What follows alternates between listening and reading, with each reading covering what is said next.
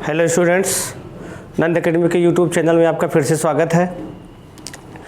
आज हम आपको क्लास 10th भौतिक विज्ञान का जो गोलीय दर्पण है, गोलीय दर्पण द्वारा प्रतिबिंब कैसे बनता है, या हम ये कहें कि किसी भी गोलीय दर्पण द्वारा प्रतिबिंब बनने के क्या क्या नियम हो सकते हैं, आज उसका अध्ययन करेंगे। जैसा कि हमने पिछले वीडियो लेक्चर में आपको ये बताया हुआ है कि गोलीय दर्पण क्या होता है। अगर आपने पिछले वीडियो लेक्चर को नहीं पढ़ा हुआ है तो इसके पिछले लेक्चर को अगर आप पढ़ लीजिएगा, उसमें आपको गोलीय दर्पण के बारे में बड़े ही अच्छे तरीके से डिस्क्राइब किया गया है।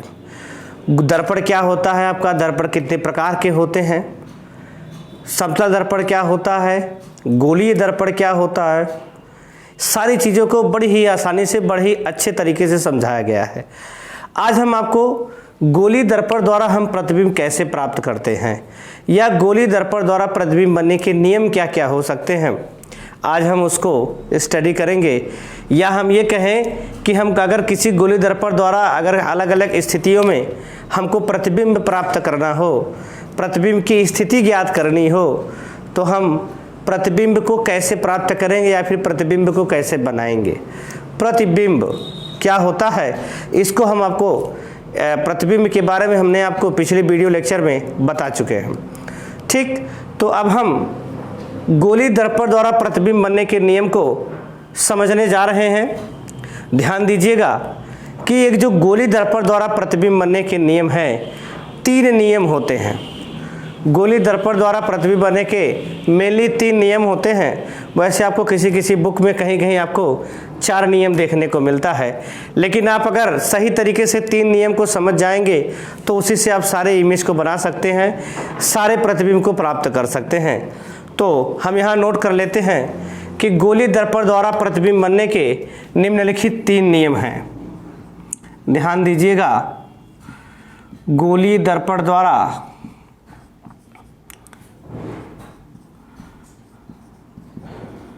प्रतिबिंब बनने के निम्नलिखित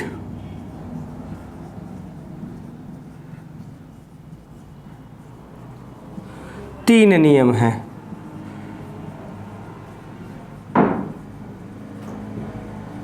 ठीक, अब इन 3 नियमों को हम एक एक करके चित्र सहित आपको समझा रहे हैं।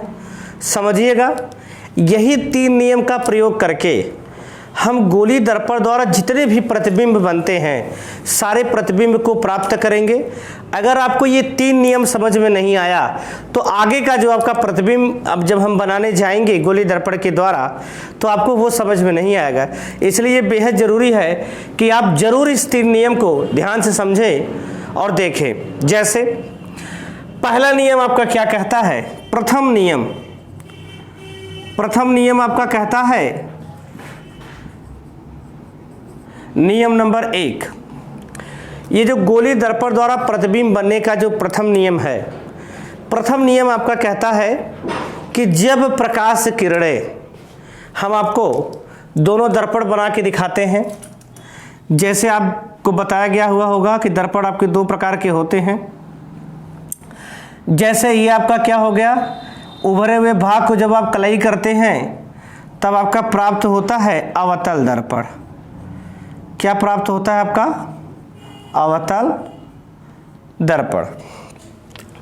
ठीक, जब आप इसी कड़ी में दबे हुए भाग को कलई करते हैं तो यह आपका प्राप्त होता है उत्तल दर्पण। क्या प्राप्त होता है, उत्तल दर्पण।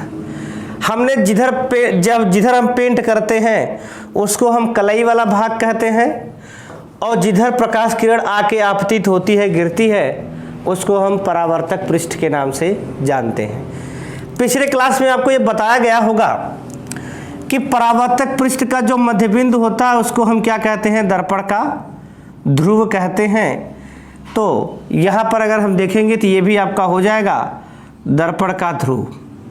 ठीक, इतनी चीज़ें आप समझ गए होंगे। तो इसका आपका क्या हुआ करता था, एक सेंटर हुआ करता था जिसको हम नाम दिए थे वक्रता केंद्र। अब यही वक्रता केंद्र और ध्रुव को जो मिलाने वाली आपकी रेखा थी, इसको नाम दिया गया था मुख्य अक्ष। क्या नाम दिया गया था? मुख्य अक्ष। ठीक, यहां आपका वक्रता केंद्र था। जब हम इस वक्रता केंद्र और दर्पण के ध्रुव को मिलाते हुए रेखा खींचते हैं तो यहां भी आपको प्राप्त होता है क्या? मुख्य अक्ष। ठीक, आपने ये देखा था कि दर्पण का जो ध्रुव था और मुख्य वक्रता केंद्र था, इसके बीच में आपको मुख्य फोकस प्राप्त हुआ था। यहां पर भी हमने मुख्य फोकस को बताया हुआ था।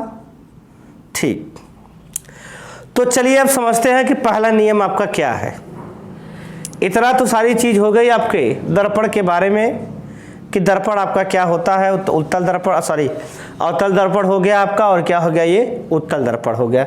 अब इस अवतल दर्पण और उत्तल दर्पण में दर्पण का ध्रुव क्या होता है, वक्रता केंद्र कहाँ होता है, मुख्य फोकस कहाँ होता है, इसके बारे में भी आपको जानकारी हो गई। सपोज करिए अब यहाँ से हम शुरू करने जा रहे हैं कि नियम क्या होता है।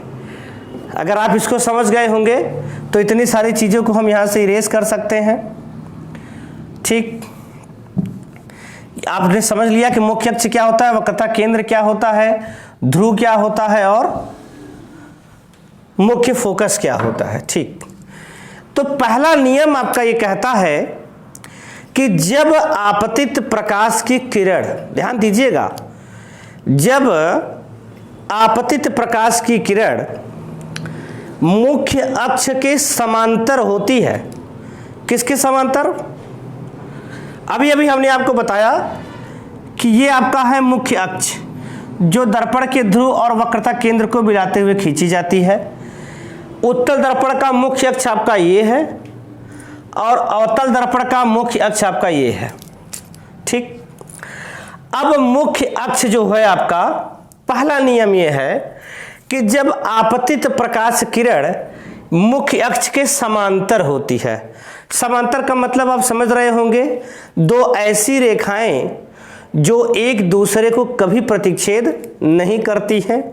अर्थात हम ये कह सकते हैं कि हमारे पास दो रेखाएं ऐसी हों जिनके बीच की दूरी सदैव बराबर हो, यानी उनके बीच की दूरी कम ज़्यादा कभी न हो। जैसे हमारे पास लाइन ए है और लाइन बी, अगर यहाँ 2 मीटर तो यहाँ भी 2 मीटर, हर जगह क्या होता है 2 मीटर की डिस्टेंस होती है। एग्जाम्पल आप रेल की पटरी ले सकते हैं, आप देखेंगे पटरियों के बीच की दूरी हमेशा क्या होती है? बराबर होती है। तो हम उन दोनों पटरियों को कह सकते हैं कि वो दोनों रेल की पटरियां जो हैं वो एक दूसरे के समांतर हैं। यहाँ अगर हम देखें मुख्य अक्ष आपका पहले से ही है। अब इस मुख्य अक्ष के समांतर में हम एक आपतित प्रकाश को खींचते हैं, आपतित प्रकाश किरण को खींचते हैं। सपोज करिए आपका मुख्य अक्ष के समांतर ये हो गया। हमने ये देखा ये मुख्य अक्ष है, इसके समांतर एक किरण जा रही है। अब मुख्य अक्ष के समांतर ये जो किरण जा रही है ये इस बिंदु पर क्या होती है? टकराती है। अगर यहाँ पे परावर्तन होना है, इसका मतलब लाइट जो है वो टकराने के बाद वापस आएगी। तो पहला नियम ये कहता है आपका कि जब प्रकाश किरण मुख्य अक्ष के समांतर किसी अवतल दर्पण पर या किसी गोलीय दर्पण पर आपतित होती है तो आपतन होने के बाद परावर्तन होगा। तो परावर्तन के पश्चात मुख्य फोकस से होकर जाती है। ऐसा एक्सपेरिमेंट में, ऐसा प्रयोगों में पाया गया कि जब कोई प्रकाश किरण हमारी मुख्य अक्ष के समांतर किसी गोलीय दर्पण पर आपतित होती है तो परावर्तन के पश्चात ये मुख्य फोकस से होकर जाती है।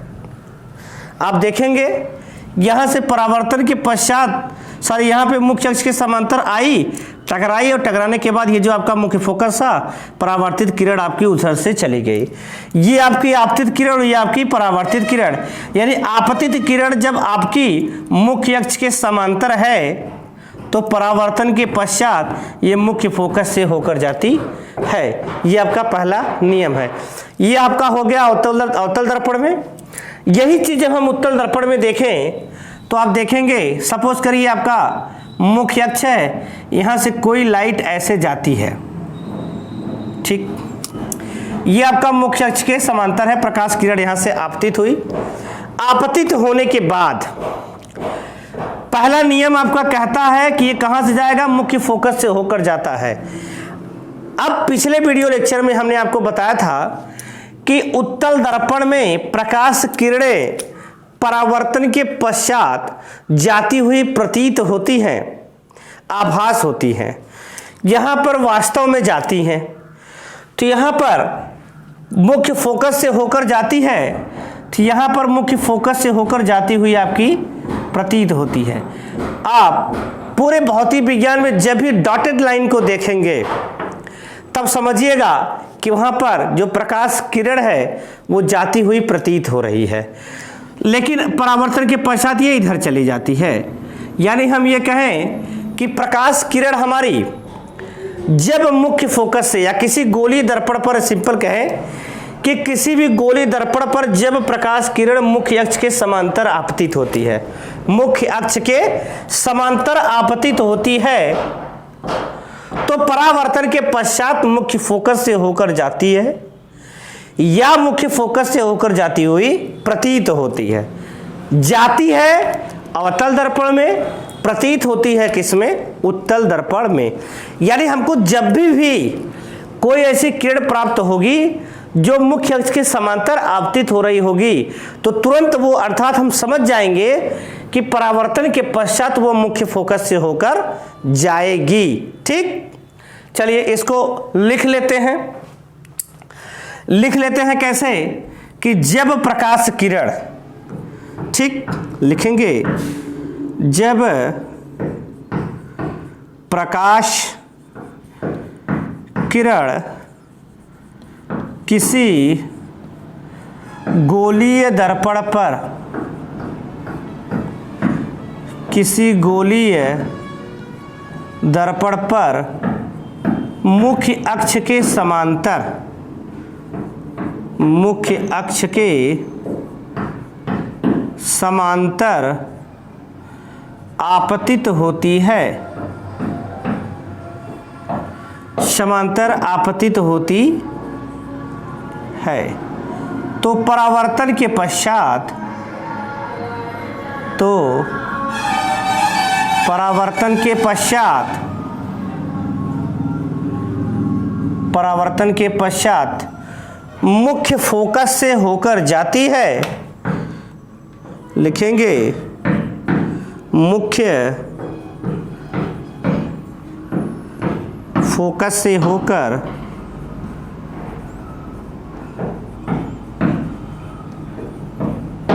जाती है या जाती हुई प्रतीत होती है। ठीक, ये आपका क्या हो गया, पहला नियम। ठीक,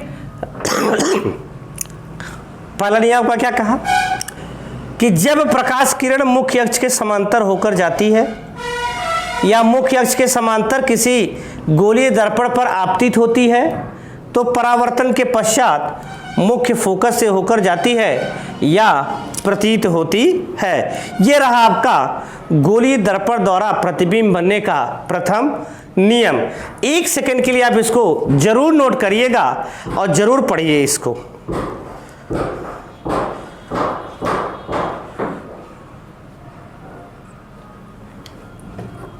अगर आप इसको नोट कर लिए होंगे तो हम बढ़ते हैं गोलीय दर्पण द्वारा प्रतिबिंब बनने के द्वितीय नियम पर। ठीक, आपका द्वितीय नियम क्या कहता है, ध्यान से समझिए उस बात को।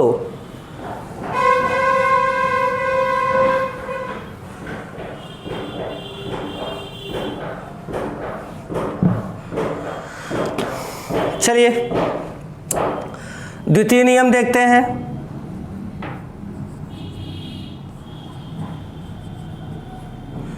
द्वितीय नियम देखते हैं आपका। ठीक, ये हो गया आपका अवतल दर्पण, ये हो गया आपका उत्तल दर्पण। यहाँ पे हम दबे हुए भाग को कलई करते हैं, यहाँ पे हम उभरे हुए भाग को कलई करते हैं। यहाँ से आप एक लाइन खींचते हैं, ये आपको ध्रुव मिलता है, ये आपको सी मिलता है, ये आपको एफ मिलता है। यहाँ पे आप एक लाइन खींचते हैं, ये आपको सी मिलता है, ये आपको पी मिलता है, ये आपको एफ मिलता है। ठीक, चलिए दूसरा नियम आपका क्या कहता है, ध्यान से समझिएगा। दूसरा नियम ये जो है आपका पहले नियम का जस्ट उल्टा है। हमने क्या बताया कि ये जो आपका प्रतिबिंब बनने का जो दूसरा नियम है, ये पहले नियम का जस्ट उल्टा है। उल्टा मतलब हमने उसमें ये कहा कि जब प्रकाश किरण मुख्य अक्ष के समांतर आपतित होती है तो परावर्तन के पश्चात मुख्य फोकस से होकर जाती है या जाती हुई प्रतीत होती है। ठीक, जस्ट उल्टा कहने का तात्पर्य आपका क्या है, इसमें प्रकाश किरण आपकी मुख्य फोकस से आपतित होगी या आपतित होती हुई प्रतीत होगी। उसमें मुख्य अक्ष के समांतर आपतित हो रही थी, फोकस से जा रही थी, इसमें फोकस से आपतित होगी। देखते हैं क्या होता है। सपोज करिए ये आपका मुख्य फोकस है, कोई प्रकाश किरण आपकी मुख्य अक्ष के मुख्य फोकस से होकर आपतित हो रही है। ये आपका क्या है, प्रकाश किरण मुख्य फोकस से आपतित हो रही है। दूसरे में क्या है, मुख्य फोकस से होकर आपतित होती हुई प्रतीत हो रही है। यहां पे आपका क्या होता है, प्रतीत होता है। पहले में मुख्य फोकस से होकर आपतित होती है, ये आपका क्या है, आपतित किरण। आपतित किरण ये भी आपका क्या है, आपतित किरण। ठीक, तो आपतित किरण मुख्य फोकस से होकर आपतित होती है या आपतित होती हुई प्रतीत होती है। तो परावर्तन के बाद क्या होता है, तो दूसरा नियम आपका कहता है कि परावर्तन के पश्चात परावर्तित किरण जो होती है वह मुख्य अक्ष के समांतर हो जाती है। परावर्तन के पश्चात मुख्य अक्ष के क्या हो जाएगी, ये समांतर हो जाएगी। ध्यान दीजिएगा, है ना उल्टा उसी का। उसमें क्या था आपका कि परावर्तित किरण आपकी जो थी वो मुख्य फोकस से होकर जाती थी, यहां पर परावर्तित किरण आपकी मुख्य अक्ष के समांतर हो जा रही है। ठीक, फिगर थोड़ा सा सीधा बना लें। यानी हम ये कहें कि जब प्रकाश किरण मुख्य फोकस से होकर जाएगी या जाती हुई प्रतीत होगी तो परावर्तन के पश्चात प्रकाश किरण कहां से होगी, मुख्य अक्ष के समांतर हो जाएगी। पहले क्या था, मुख्य फोकस से होकर जाती थी, मुख्य अक्ष के समांतर होकर जाती थी और मुख्य फोकस से परावर्तित हो जाती थी। इसमें क्या है, मुख्य फोकस से होकर जाएगी और मुख्य अक्ष के समांतर हो जाएगी। ठीक, ये आपका क्या हो गई, परावर्तित किरण। ये आपका हो गया परावर्तित किरण, ये भी आपका क्या हो गया, परावर्तित किरण। ठीक, तो लिख लेते हैं इस बात को।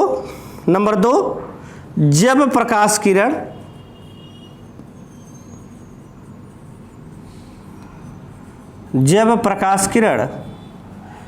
किसी गोलीय दर्पण के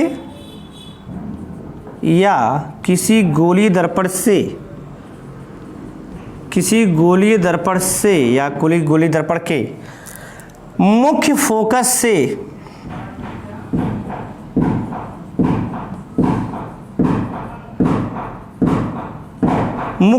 से होकर जाती है या जाती हुई प्रतीत होती है, जाती हुई प्रतीत होती है, तो परावर्तन के पश्चात परावर्तन के पश्चात मुख्य अक्ष के समांतर हो जाती है, मुख्य अक्ष के समांतर हो जाती है। ठीक, ये आपका क्या हो गया, गोली दर्पण द्वारा प्रतिबिंब बनने का दूसरा नियम। पहले और दूसरे नियम में आपको सिमिलरिटीज क्या दिखी, हम ये कहें कि मुख्य अक्ष से जाती है तो मुख्य फोकस से होकर चली जाती है, जाती हुई प्रतीत होती है। दूसरा नियम आपका क्या कहा, जब वह मुख्य फोकस से होकर जाती है, जाती हुई प्रतीत होती है, तो परावर्तन के पश्चात मुख्य अक्ष के समांतर हो जाती है। ठीक, अब बढ़ते हैं आपके गोली दर्पण द्वारा प्रतिबिंब बनने के तीसरे नियम पर। आप चाहे तो एक सेकंड में इसको देख सकते हैं।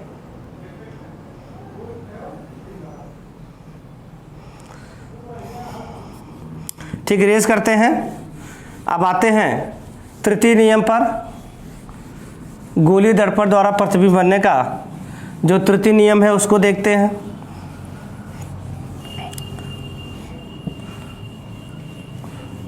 चलिए आते हैं गोली दर्पण द्वारा प्रतिबिंब बनने के तृतीय नियम।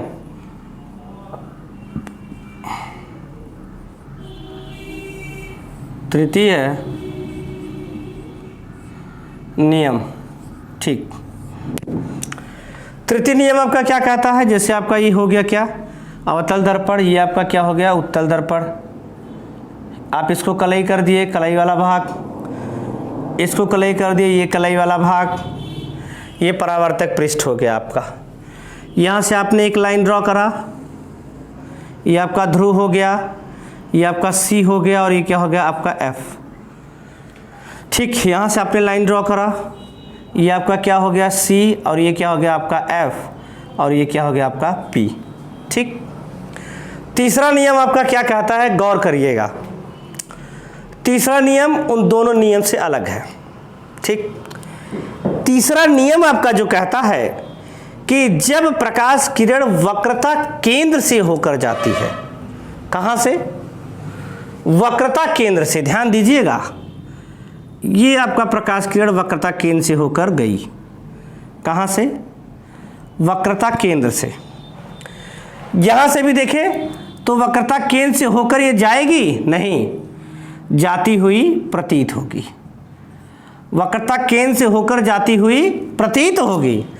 यानी हम ये कहें कि जब प्रकाश किरण वक्रता केंद्र से होकर जाती है अवतल दर्पण में, या जाती हुई प्रतीत होती है उत्तल दर्पण में, ठीक, वक्रता केंद्र से होकर जाती है या जाती हुई प्रतीत होती है, तो परावर्तन के पश्चात क्या होता है, परावर्तन के पश्चात ध्यान दीजिएगा, जब प्रकाश किरण हमारी किसी गोलीय दर्पण के वक्रता केंद्र से होकर जाती है या जाती हुई प्रतीत होती है, तो परावर्तन के पश्चात वो उसी दिशा में वापस लौट जाती है, उसी दिशा में, यानी जैसे जाएगी ऐसे ही क्या हो जाएगी, ऐसे वापस हो जाएगी।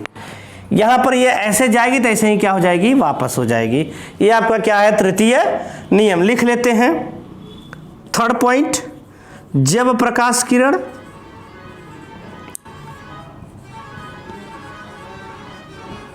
किसी गोलीय दर्पण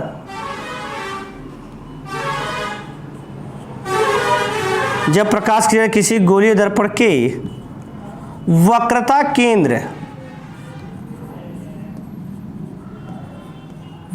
केंद्र से होकर जाती है या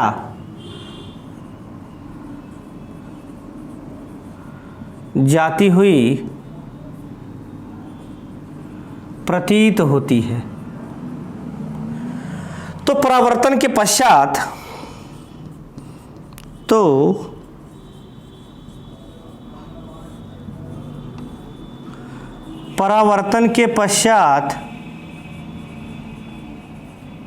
उसी दिशा में वापस लौट जाती है, उसी दिशा में